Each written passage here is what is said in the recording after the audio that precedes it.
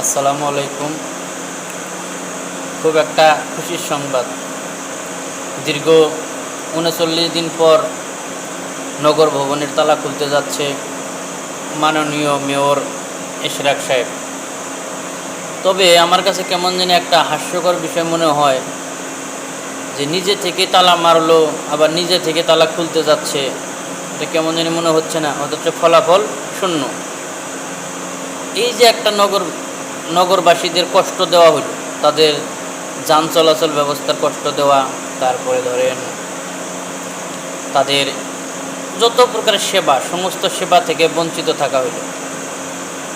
আর কত দিন ধরে যে এই কষ্ট করাইতেছে, এই কষ্ট করায় কী লাভটা হলো বলেন? এতে আরও কী হলো? জনগণ বুঝলো ইশরাক সাহেব জনগণের ভোগান্তি সৃষ্টি করছে।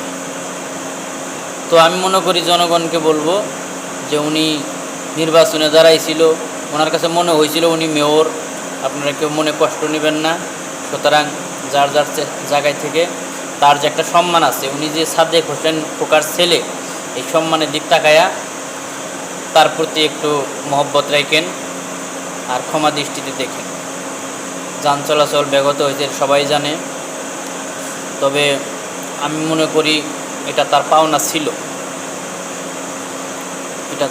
ছিল, তবে অবৈধ নির্বাচনের বৈধ মেয়র এটা আমার কাছে পছন্দ না।